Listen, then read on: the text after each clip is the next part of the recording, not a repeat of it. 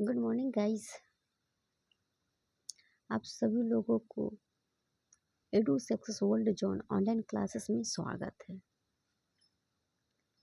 आज मैंने आप सभी लोगों को लुसेंट बुक का मॉडल हिस्ट्री पढ़ाने जा रही हूँ।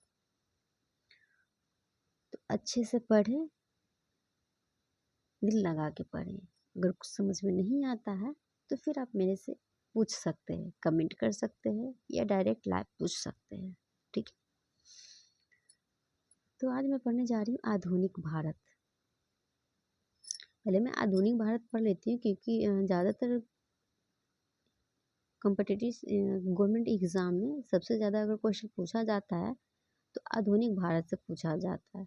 उसके बाद ही आपका ये प्राचीन काल से पूछा जाता है और मध्य भारत से पूछा जाता है। तो जिससे ज़्यादा क्वेश्चन पूछा जाता है मैं वो पहले चैप्टर कवर करूँगी।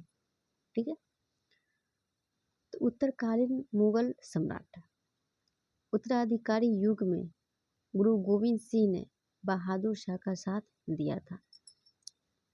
तो गुरु गोविंद सिंह ने बहादुर शाह का साथ दिया था। ठीक है, उसके बाद में ये दिया हुआ है कि मुगलों से स्वतंत्र होने वाले राज्य एवं संस्थापक जैसे अवध में कौन थे? सआदत खां थे। हैदराबाद चिनकिला खां या निजाम उल मुल्क अशफ जहां। रुहेलखंड से कौन थे? रुहेलखंड से थे वीर दाऊद एवं अली मोहम्मद खां। बंगाल में कौन थे? मुर्शिद कुली खां। कर्नाटक में सदुतुल्ला खां। भरतपुर चूड़ामन एवं बदनसी।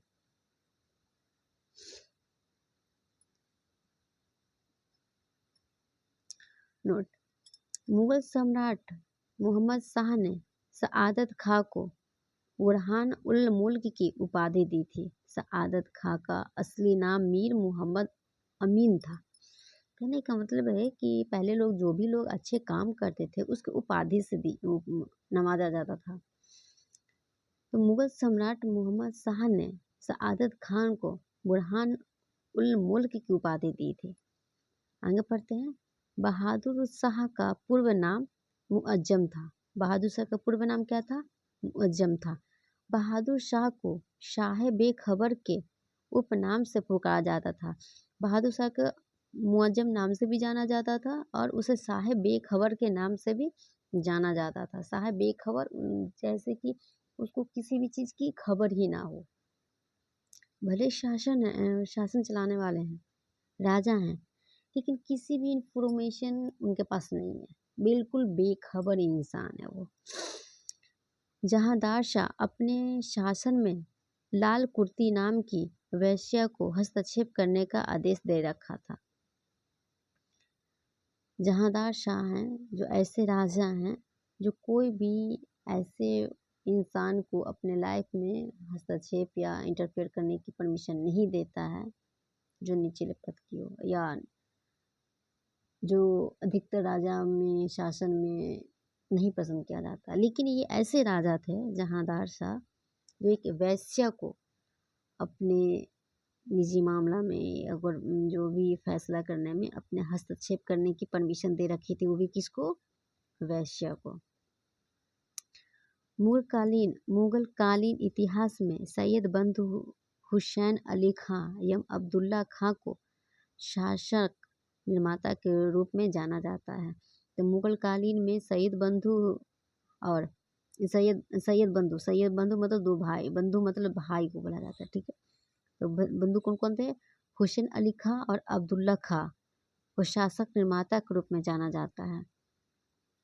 जहांदार शाह को लंपट मूर्ख भी कहा जाता है। जहांदार शाह को क्या बोला जाता है? लंपट मूर्ख, बहुत बड़ा मूर्ख बोला जाता है, माना जाता है।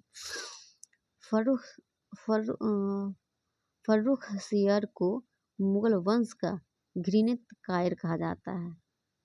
फर्रुखसियर ऐसे थे जिनको मुगल वंश का घृणित कायर भी कहा गया है। 1715 में एक शिष्टमंडल जॉन सुरमन के नेतृत्व में भारत आया। यह शिष्टमंडल फर्रुखसियर के दरबार में 1717 में पहुंचा। उस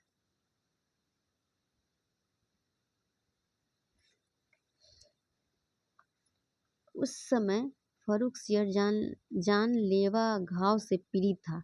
इस शिष्टमंडल में हैमिल्टन नामक डॉक्टर थे जिन्होंने फर्रुखसियर का इलाज किया था। इससे खुश होकर इसने अंग्रेज को भारत में कहीं भी व्यापार करने की अनुमति तथा अंग्रेजी सिक्के को मान्यता प्रदान किया। फर्रुखसियर द्वारा जारी किए गए इस घोषणा के विशिष्ट इंडिया का मैग्ना कार्टा कहा जाता है। तो ये क्वेश्चन एक और उठता है कि मैग्ना कार्टा कब आया? तो 1717 में। किसके समय? फर्रुखसियर।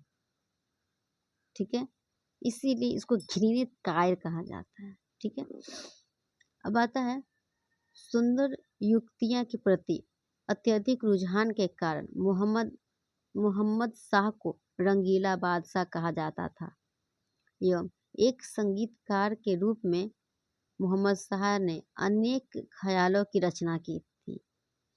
कहने का मतलब कि एक सुंदर युवती के प्रति अत्यधिक रुझान, ज़्यादा इंटरेस्ट रखता था लड़की में, जिसकी वजह से उसको रंगीला बादशाह भी कहा जाता था। किसको? मोहम्मद शाह को। मोहम्मद शाह ने अनेक ख्यालों की रचना की थी, संगीत की, सॉन्ग की। तुरानी सैनिक हैदर बेग ने कौन से सैनिक? तुरानी सैनिक हैदर बेग ने 9 अक्टूबर 1720 ईस्वी को सैयद बंधु हुसैन अली खां की हत्या कर दी। किसने किया? तो तुरानी सैनिक का नाम क्या है? हैदर बेग ने। कब किया गया? 9 अक्टूबर 1720 को हैदर बेग ने सैयद बंधु की हत्या कर दी। मोहम्मद शाह के शासनकाल में ही हैदराबाद के चिनकिलीज खां ने निजाम उल मुल्क की उपाधि धारण की और 1725 ईस्वी में स्वतंत्र राज्य की स्थापना की।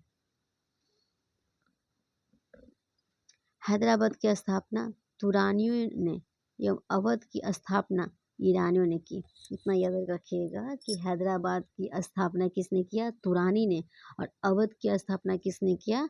ईरानी ने। हैदराबाद की स्थापना किसने किया? तुरानी ने। और अवध की स्थापना किसने किया?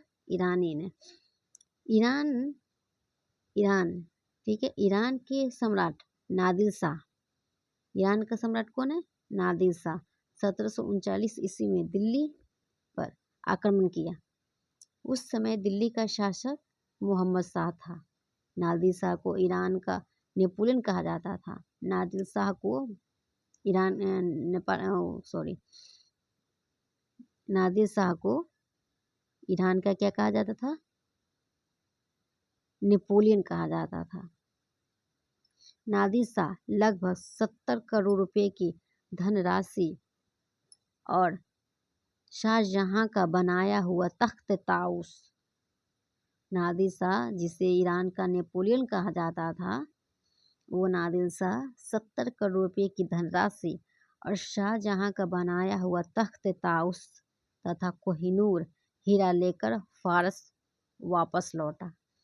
तख्त ताउस मयूर सिंहासन पर बैठने वाला अंतिम मुगल शासक मोहम्मद शाह था। शाह आलम द्वितीय अली गौहर के शासनकाल में 1803 ईस्वी में अंग्रेजों ने दिल्ली पर कब्जा कर लिया था।